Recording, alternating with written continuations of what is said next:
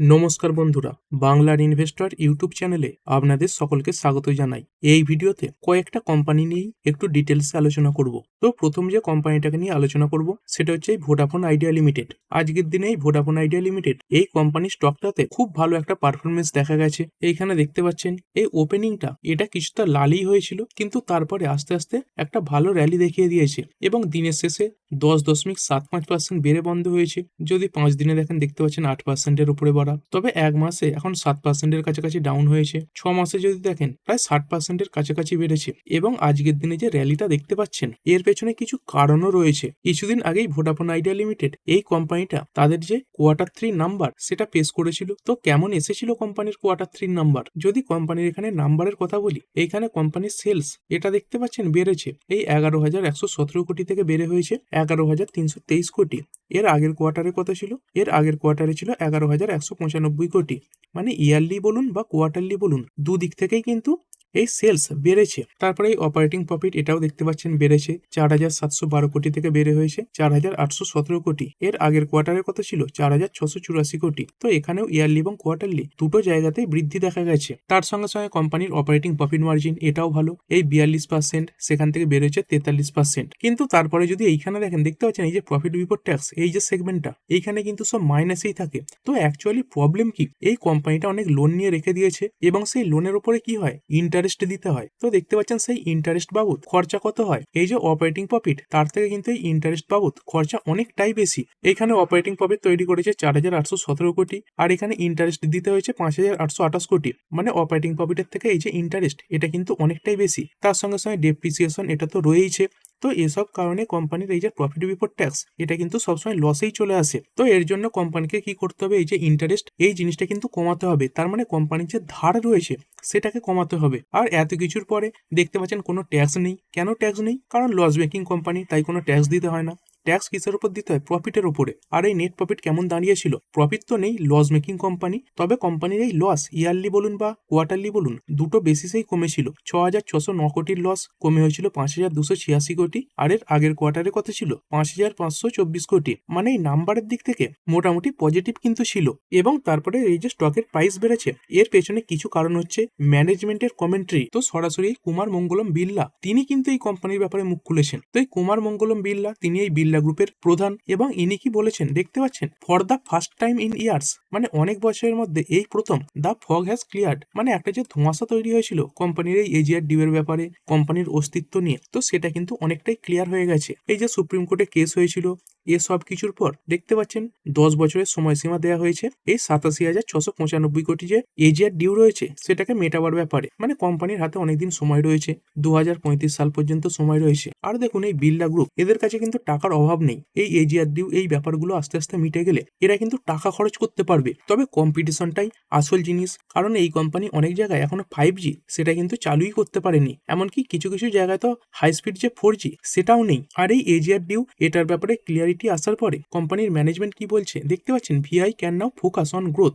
মানে বর্তমানে তারা নিজেদেরকে বাড়াবার দিকে লক্ষ্য দিতে পারবে। এবং তার সঙ্গে সঙ্গে দেখতে পাচ্ছেন নট সার্ভাইভাল, মানে এর আগে কোম্পানিটা এই সার্ভাইভাল ফেজে চলছিল। কোম্পানি নিজেই বলেছিল এই এজিআর ডিউ এর ব্যাপারে কোনো ক্লিয়ারিটি না এলে তারা হয়তো নিজেদেরকে আর চালিয়ে নিয়ে যেতে পারবে না। আর ইন্ডিয়াতে বর্তমানে দুখানেই এই বড় টেলিকম কোম্পানি রয়েছে, একটা হচ্ছে এয়ারটেল আর একটা হচ্ছে জিও। তো যাতে না এদের মধ্যে একটা ডুওপলি তৈরি হয়ে যায় সেই জন্য কিন্তু এই কোম্পানির টিকে থাকাটা অত্যন্ত জরুরি। এবং যদি কোম্পানির শেয়ার হোল্ডিং প্যাটার্ন দেখেন এইখানে দেখতে পাচ্ছেন কোম্পানির প্রমোটারের কাছে 25% শেয়ার রয়েছে এবং এই 49% কার্ডের কাছে রয়েছে, এই গভর্নমেন্টের কাছে রয়েছে। তো এই এজিআর ডিউ ফিউ এইসব ব্যাপারে এত টাকা বাকি রয়েছে বলে এই গভর্নমেন্ট তারা কিন্তু ভোডাফোন আইডিয়া শেয়ার নিজেদের কাছে নিয়ে রেখে দিয়েছে। তো আস্তে আস্তে কোম্পানি যখন এই এজিআর ডিউ মেটাবে তখন গভর্নমেন্টে কিন্তু আস্তে আস্তে তাদের এই যে স্টেক সেগুলো ছাড়তে শুরু করবে। আর এই গভর্নমেন্টের কাছে এত স্টেক থাকার জন্য গভর্নমেন্টও চাপে পড়েছিল, কারণ কোম্পানি যদি পুরোপুরি ডুবে যায় তাহলে গভর্নমেন্টের অনেক টাকা নষ্ট হতো। এই এত এজিআর ডিউ রয়েছে, তার সঙ্গে সঙ্গে এই গভর্নমেন্ট এরাই কিন্তু কোম্পানির হাফ শেয়ার হোল্ডার বলতে পারেন। তো কোম্পানির মার্কেট ক্যাপ কত রয়েছে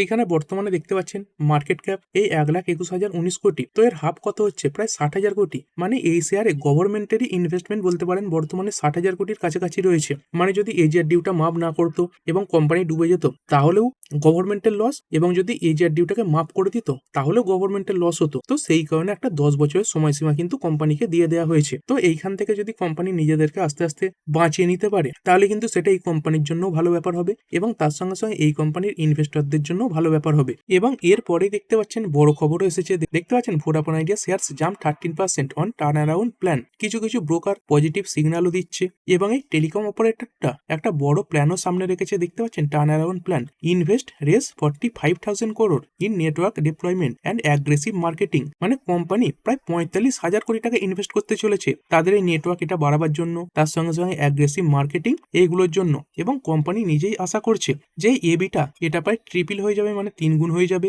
এবং এই কোম্পানি ডবল ডিজিট যে রেভিনিউ সেটা পোস্ট করবে এই ফাইন্যান্সিয়াল ইয়ার 26 থেকে ফাইন্যান্সিয়াল ইয়ার 29-এর মধ্যে। মানে 3 বছরের মধ্যে কোম্পানি কিন্তু ঘুরে দাঁড়াতে পারে। আর এইসবের পরে বিভিন্ন ব্রোকারও বুলিশ হয়ে গেছে। কোম্পানি দেখতে পাচ্ছেন 17খানা প্রায়োরিটি মার্কেটে তাদের এই যে কভারেজ সেটা বাড়াতে চলেছে, তার সঙ্গে 100% 2G to 4G কভারেজ এটাও তারা দেবে বলছে এই 5খানা অ্যাডিশনাল মার্কেটে। তার সঙ্গে সঙ্গে বিভিন্ন যে আরবান এরিয়া রয়েছে সেখানে এই সিমলেস 5G যে এক্সপিরিয়েন্স সেটাও কিন্তু তার গ্রাহকদের দেবে। তার সঙ্গে সঙ্গে বিভিন্ন যে স্টেট হাইওয়ে রয়েছে, এয়ারপোর্ট রয়েছে, তার সঙ্গে সঙ্গে প্লেসেস অফ ইন্টারেস্ট এইগুলোতেও কোম্পানি তাদের যে পরিষেবা সেটা উন্নত করবে। এবং তার সঙ্গে সঙ্গে কোম্পানি পূর্ববর্তী 6খানা কোয়ার্টার মিলে 18,000 কোটি টাকা ইনভেস্টও করে ফেলেছে। এই ব্রোকারেজ কি বলছে, এই সিটি দেখতে পাচ্ছেন এরা বাই রেটিং দিয়েছে, 26% আপসাইডের টার্গেট দিচ্ছে। তারপরে এই বোফা বা ব্যাংক অফ আমেরিকা এরা আন্ডার পারফর্ম রেটিং দিয়েছে, মানে এই বিয়ারিজ মনোভাব এটা বজায় রেখেছে। আইসিআইসিআই সিকিউরিটি এরাই হোল্ডের রেটিং দিয়েছে, কিন্তু টার্গেট কত দিচ্ছে, এই 10 টাকা টার্গেট দিচ্ছে, মানে বর্তমান প্রাইসের থেকে নিচে। এই সিএলএসএ এরা তাদের টার্গেট প্রাইস কিছুটা কাট করেছে,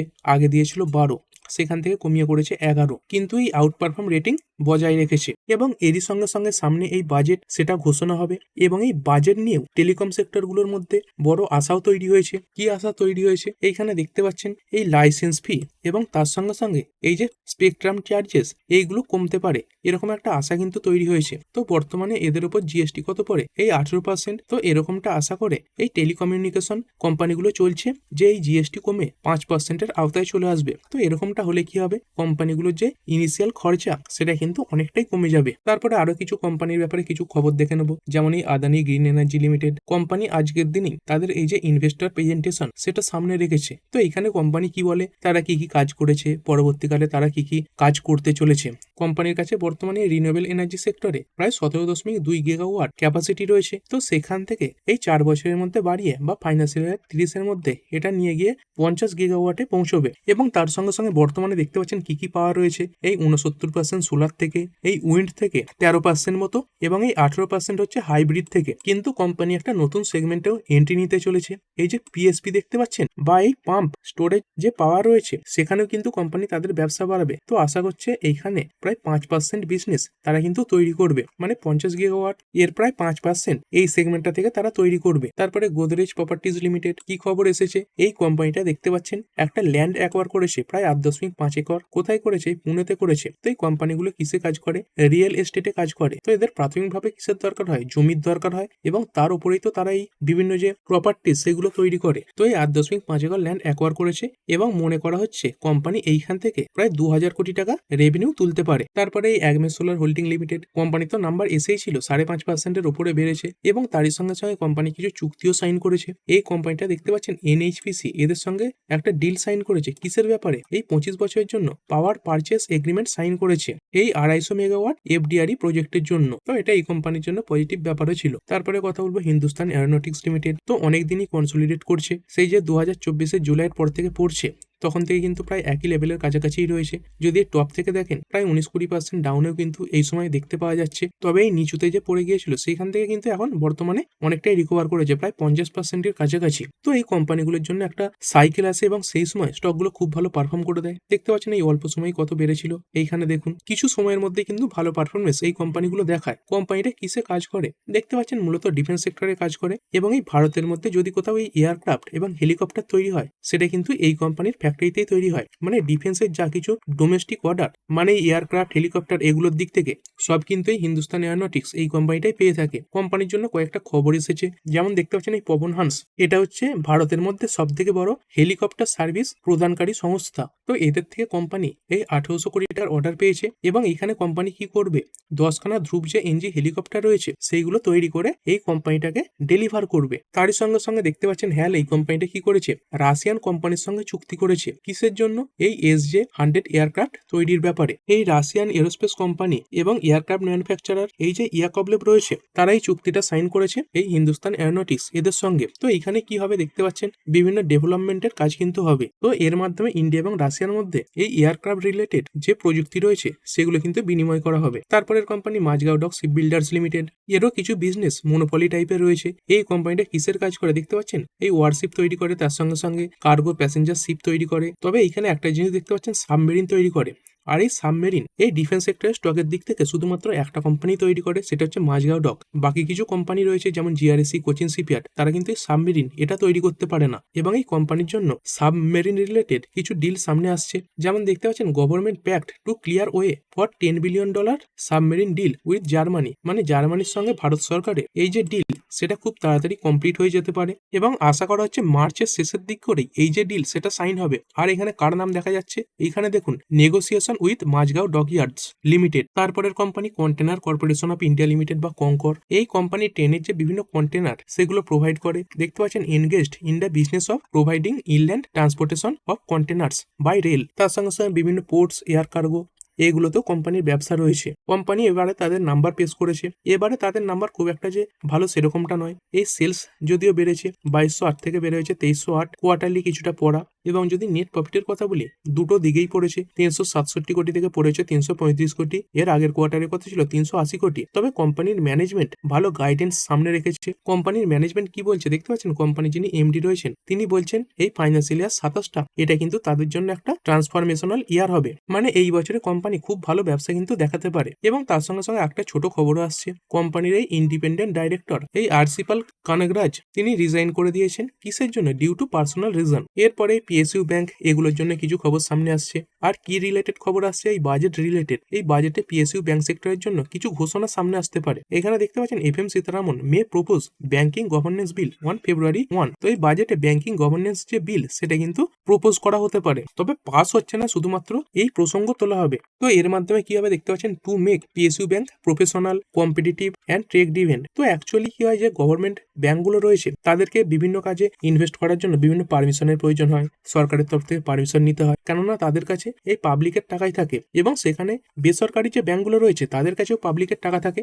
কিন্তু তাদেরকে সরকারের তরফ থেকে এত কিছু পারমিশন নেওয়ার প্রয়োজন হয় না। তো সেই ব্যাপারেই সরকারি ব্যাংকগুলো কিছুটা পিছিয়ে থাকে। তো এই বিলে কি কি হতে পারে দেখতে পাচ্ছেন, PSU bank can finance large project and not just safeguard public saving. মানে এতদিনেই PSU ব্যাংক এগুলোকে কি হিসেবে দেখা হতো, যাতে পাবলিকের টাকা সেফ থাকে। তো বর্তমানে কিন্তু কিছুটা বেশি সুযোগ এই ব্যাংকগুলোকে দেওয়া হতে পারে। তার সঙ্গে সঙ্গে এই যে ব্যাংকগুলোতে FDI এর লিমিট সেটা বাড়াবার ব্যাপারে ঘোষণা আসতে পারে। বর্তমানে কত রয়েছে, 20% রয়েছে FDI লিমিট। তো অনেক দিন ধরেই শোনা যাচ্ছে এই FDI লিমিট এটা বাড়িয়ে 49% করা হতে পারে। তো এইসব ব্যাপারে কোনো খবর কিন্তু এই বাজেটে চলে আসতে পারে। তো এরকমটা যদি হয় তাহলে PSU ব্যাংক কোম্পানিগুলো খুবই ভালো পারফরমেন্স দেখাতে পারে। তারপরে company solar industries India limited. এই কোম্পানি মূলত এই যে বিস্ফোরক রিলেটেড বিভিন্ন জিনিসপত্র তৈরি করে থাকে। এই কোম্পানিটা দেখতে পাচ্ছেন ইন্টারন্যাশনাল ক্লায়েন্টের তরফ থেকে 830 কোটি টাকার অর্ডার আজকের দিনেই পেয়েছে। তো এর মাধ্যমে কি হবে, কোম্পানির এই যে গ্লোবাল অর্ডার বুক সেটা বুস্ট হবে এবং বিদেশ থেকে তাদের এই যে রেভিনিউ সেটা কিন্তু বাড়তে পারে। আর এই ভিডিও শেষ কোম্পানি হচ্ছে টাটা পাওয়ার লিমিটেড। তো এই টাটা গ্রুপের মধ্যে পাওয়ার সেগমেন্টে কাজ করা একটি কোম্পানি রয়েছে যারা রিনিউয়েবল সেক্টরে কাজ করছে, তার সঙ্গে সঙ্গে ইভি মার্কেটেও কাজ করছে, ইভির যে চার্জিং স্টেশন হয় সেগুলো তৈরি করছে, এবং তার সঙ্গে সঙ্গে নর্মাল যে বিদ্যুতের কাজ সেইগুলোতেও এরা কাজ করে। এখানে দেখতে পাচ্ছেন এই কোম্পানিটা এই 765 kV ট্রান্সমিশন লাইন তৈরি করেছে। কোথায় করেছে, এই উত্তরপ্রদেশে করেছে। তো এর মাধ্যমে নর্দার্ন রিজিয়নে কোম্পানির যে ব্যবসা সেটা কিন্তু আস্তে আস্তে বাড়ছে। আর এই কোম্পানির কিছুটা পজিটিভ ব্যাপারও রয়েছে, যেমন এই কোম্পানিগুলোকে তাদের এই যে লাইন সেগুলো বাড়াবার জন্য কি ব্যবহার করতে হয়, বিভিন্ন স্টিল ব্যবহার করতে হয়, তার সঙ্গে সঙ্গে আরো অনেক জিনিস ব্যবহার করতে হয়, যেগুলো কিন্তু এই কোম্পানি তাদের নিজেদের গ্রুপ থেকে নিতে পারে। তো এই যে ট্রান্সমিশন লাইন এইগুলো তৈরি করতে কিসের প্রয়োজন, বিভিন্ন স্টিলের প্রয়োজন হয়, লোহার প্রয়োজন হয়। তো তারা কিন্তু এই টাটা স্টিল তাদের তরফ থেকেই এইগুলো নিয়ে নিতে পারে, এবং সেই কারণে এই কোম্পানিগুলোর যে প্রফিট সেগুলো কিছুটা বেশি হয়, কারণ মাঝখানে কোনো মিডিয়াম কিন্তু থাকে না। তো ঠিক আছে বন্ধুরা, আশা করছি ভিডিওটা আপনাদের ভালো লেগেছে। আপনি চাইলে এটাকে লাইক এবং শেয়ার করতে পারেন। আর শেয়ার মার্কেট সংক্রান্ত ডেইলি নিউজ আপডেট পেতে চ্যানেলটা সাবস্ক্রাইব করে রাখবেন এবং পাশে থাকা বেল আইকনটি টিপে অল অবশ্যই সিলেক্ট করে রাখবেন, যাতে পরবর্তী ভিডিওর নোটিফিকেশন আপনার কাছে সময় মতো পৌঁছে যায়। আর হ্যাঁ, ভিডিওটি শুধুমাত্র ইনফরমেশন এবং এডুকেশনাল পারপাসের জন্য বানানো হয়েছে। আমি সেবি রেজিস্টার্ড নই, তাই কোনো প্রকার শেয়ারে কোনো প্রকার বাই, সেল, হোল্ড বা অ্যাভারেজ করার কোনো সিদ্ধান্ত নেওয়ার আগে আপনার যে ফাইন্যান্সিয়াল অ্যাডভাইজার আছে তার সঙ্গে অবশ্যই আলোচনা করবেন। দেখা হচ্ছে পরের ভিডিওতে। ধন্যবাদ।